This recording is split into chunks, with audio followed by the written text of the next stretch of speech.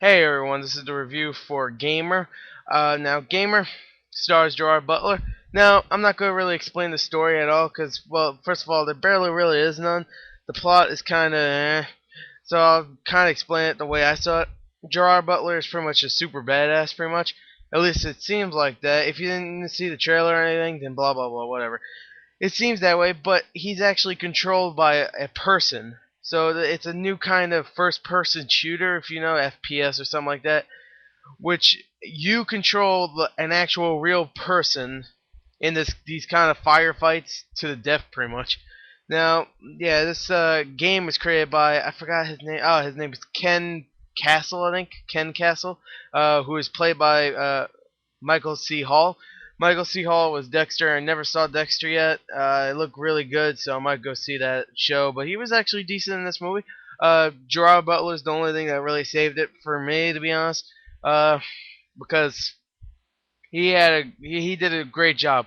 I'm definitely happy to see him back into an action movie. Okay, like 300.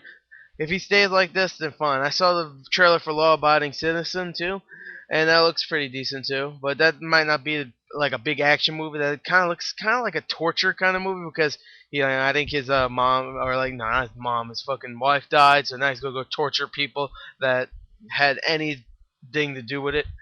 Anyway, yeah, it looks like a decent movie. This is a decent movie. I liked it. People were hyping it up. People were telling me, "Oh, it's gonna be badass," and I saw it, and really, I wasn't hyped up about it. And I was actually kind of like, I liked it a little bit better than what I thought it was gonna be because the trailer looked like crap. I'll be honest, and well, the reviews for it weren't very good at all. It's like an 18% at Rotten Tomatoes, which is pretty bad.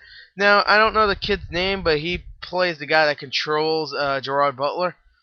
I forgot his name, but he actually surprised me because I thought it was gonna be one of those kids like, oh, yeah, I helped. I say, oh, yeah, yeah. But he's like a comedic role in this. He was kind of funny. There's also a few other people in here that weren't that great. Um, Ludacris Bridges. He wasn't that great. I mean, he wasn't that bad. I think this was definitely better than Max Payne. It's kind of funny because Ludacris is having these roles where he doesn't do much really. I mean, Max Payne, he was barely in it to be honest, and he was pretty bad in it. This, he's not that bad, but he was barely in it anyway. He all you saw is this big face most of the time, and then you see him like in person, like his whole body later. Aaron Yo is in this movie. He was in Disturbia. He was also in Friday the 13th remake, which I just saw. I might do a review of that too.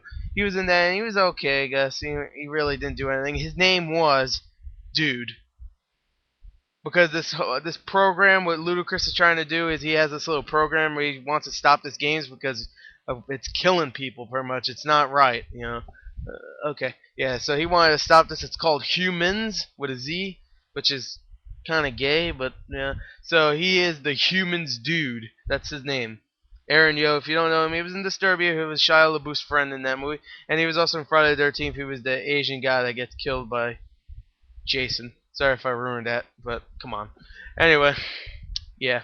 So yeah, he was decent. Allison Lohman, who was in Drag Me to Hell this year, she was kind of weak in this movie, to be honest. She really barely was there. I mean, she was there a couple times, but then they just got rid of her character. Like, scoot over, move. We got more characters to show. So yeah, Mark Neville and Tyler. Fuck, I forgot their names. Mark Neville and Tyler something. I know that. Yeah, those are guys that make Crank, and I could definitely tell because there's a lot of shots in this, like a lot of titties and ass, pretty much, just like in Crank 1 and 2. I don't know about the other movie they made, Petology or something like that. It was like I don't think it was a straight to DVD movie, but I heard that it was actually pretty decent. Actually, some people told me that it was his best movie they ever like wrote or made.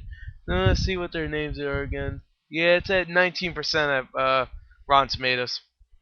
And let's see. Mark Novodaine and Brian Taylor. There you go. I fucked up that. But anyway, yeah, I gave the wrong name. Wrong. Next, please. Anyway, yeah, Gerard Butler is badass in this movie. The kid, he was good. He actually surprised me. What else? What else can I talk about? I know my face is red, by the way. The action was brutal. I mean, it was, but sometimes the shaky camera kind of fucked with it. I loved Crank 2 because I didn't care really about the action. I cared about the fucking craziness of it, just like the out of this world funny shit that was in it. And I just love Jason Statham. I just love that all that shit. And and Gerard Butler didn't feel like Jason Statham. He might have, he felt kind of like Jason Statham in a different movie that came out last year, Death Race. People were comparing it to Death Race, and I have to say I like Death Race a little better because that was actually a really fun movie I could watch over and over again. I don't know about this. Even though I might like Gerard Butler's character better in this, I still like Jason Statham's character in the Crank films better. Anyway, this actually played a lot like it because in Death Race he had like he had one more victory until he gets free. In this one he has about 3 more games and then he gets set free. Because if you win 30 games of this, it's called, I think it's fucking called Slayers, the game. If you win 30 matches of Slayers, then you get set free. And most of these guys are just fucking convicts and death row inmates. Alright, a couple other people is like John Leguizamo, who is only in it about 10 minutes, but that's sad because he was actually a kind of cool character. He gets I don't want to spoil anything, but yeah, he just gets pretty much he gets rid of he gotten rid of whatever.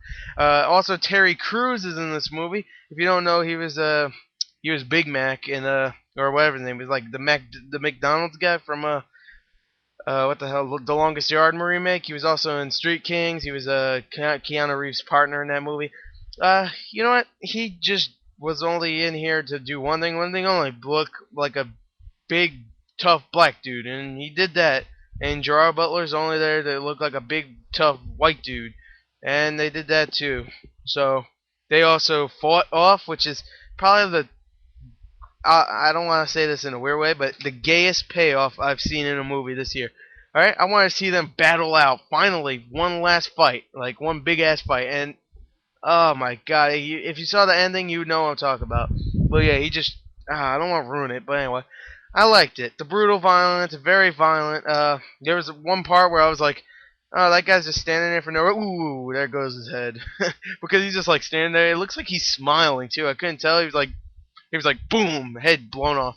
There's a guy that gets a fucking in the beginning. There's like a scene where one guy gets blasted with a bomb, and all you see going to the camera is a big like splash of gut. It looked like guts, and it hits the camera, and it just like droops down. Like, ugh, it's pretty violent. It's not like really violent. I just saw a movie called Machine Girl.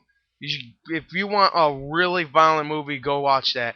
This is violent, but not as violent as something like that. Alright, this is definitely violent, but not like that, like I've said before. Anyway, I said it again just in case. So yeah, Gamer, it's a fun movie, okay? It's not my favorite this year. It might not even be my favorite this September, okay? To be honest, I can't wait for Pandorum. If you heard of that movie, it's kind of like, it's pretty much Dead Space, almost. Except it looks really creepy. It has Dennis Quaid and Ben Foster, which is one of my favorite actors. Ben Foster, he was in 310 to Yuma. Talk about 310 to Yuma, the kid that was in this movie that played as Gerard Butler in this movie, in the game, he was the kid that played, he played Gerard Butler. He played as Gerard Butler's character in the first-person shooter. You know what I'm fucking talking about. Yeah, he was actually in 310 to Yuma, which is cool. He was actually Christian Bale's son in that movie. If you know who that is, then that's who he is, except he's a little older in this. So yeah, overall, this movie was pretty fun. There was also a little cameo by Keith David. Yeah, he's a very small role, but kind of good. So yeah, all I talked about was the action and the really stupid story, but whatever. It doesn't flesh out its characters at all, but really, Crank didn't. Crank 2 didn't. I don't give a fuck if this doesn't. Alright? Really, this is just adrenaline balls to the walls action, except some of it's a lot of talking, but when it gets to the talking, it's not that bad. So if you like action movies, then maybe you should see this for a rental because it's not that big of a action-packed. I mean, not action-packed. It's action-packed. It's not like a big action like Transformers movie where everybody go flock to see it. It already bombed in theaters. It made $3 million on Friday, and overall it'll probably make about $10 million this weekend. Which you're probably going, oh, that's a lot. Well, Transformers made I think 150. No, it made $200 million in its first week. Fuck you. Anyway, yeah, I would say after watching that movie, Transformers, I could say that Gamer's a little better. Overall, I give Gamer a 7.5 out of 10.